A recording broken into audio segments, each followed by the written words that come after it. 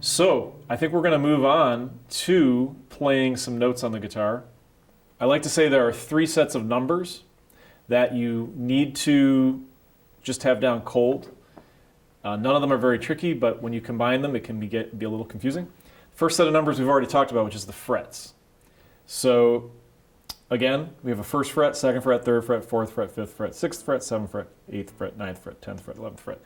12th fret has 2 dots on it, most likely, and we'll talk about why that's important. If you're playing an electric guitar, you might be able to get all the way up to, say, the 22nd fret. If you're playing an acoustic guitar like this one, which doesn't have any cutaway in the body, past the 15th fret or so is kind of tough to play. We're not going to worry about the upper frets right now anyhow, but that's the first set of numbers. And the sooner you can get used to that, the better. We're going to stay down in the first 3 frets for quite a while, but get used to using the markers that are on the top of your neck. Should be some little dots there.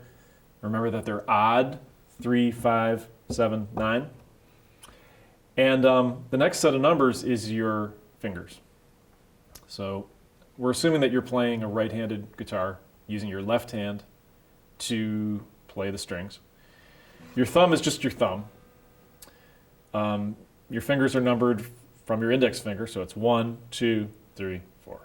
So your pinky is your 4th finger. 1, 2, 3, 4. That gives us 2 sets of numbers, frets, fingers. Third set of numbers is the strings.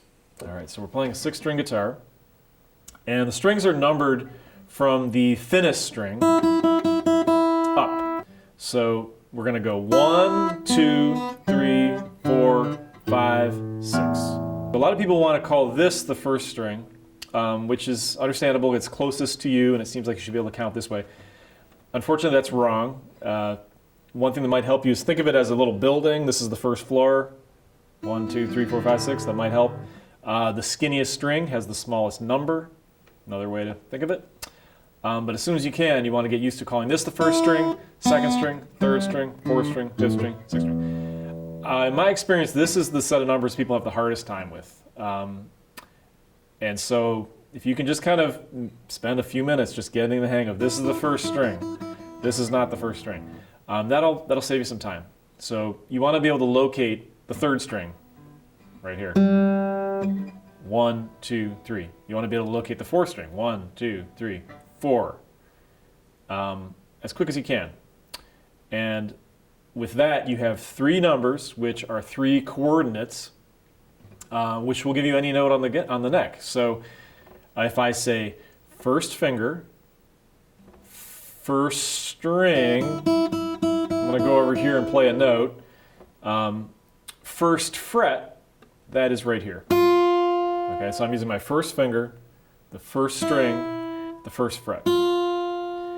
So in addition to numbers, 1, 2, 3, 4, 5, 6, the strings have letter names. And there's not that much you need to memorize when you're starting out guitar, but it really helps to know the letter names of the guitar strings. Starting with the 6th string, they go E, A, D, G, B, E.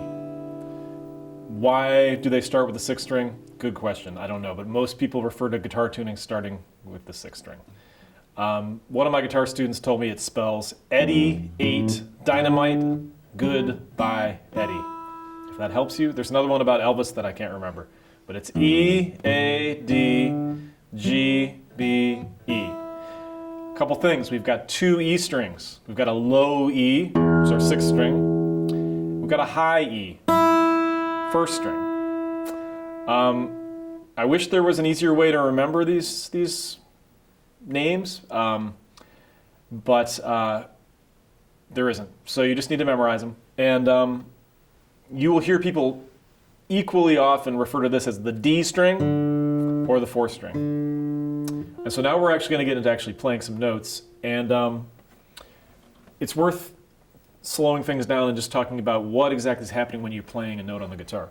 What you're doing when you press down on the guitar is you are pressing the string against the metal of the fret and stopping the string. So you're shortening the string. Theoretically, anywhere in this space, in this fret, is going to do the same job. It's going to be the same note. but you might have heard as I get further back, I'm having to use a lot more leverage to press the string against the fret. And the odds that you're going to get some kind of buzz increase. It just takes a lot more work. So there's a sweet spot for every fret, and it's just there. It's not touching the fret, but it's real close to the fret. It's maybe a millimeter between my fingertip and the fret. You don't ever want to put your finger on the fret. Hurts. But that's where you want to be for a note. You want a nice clear note. You want your finger to be coming down as perpendicular as you possibly can. And again, I'm keeping my thumb behind the neck, kind of squeezing with my thumb and my finger to get that note. And that's the general rule. It's easy to do with one note. It can be a good exercise to just try playing notes and getting used to that habit of always hitting that spot, what we would call the front of the fret.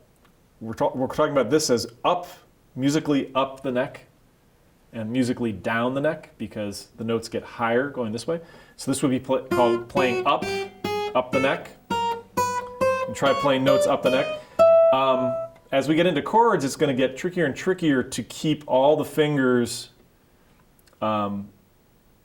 strictly following that rule of playing that sweet spot on the fret.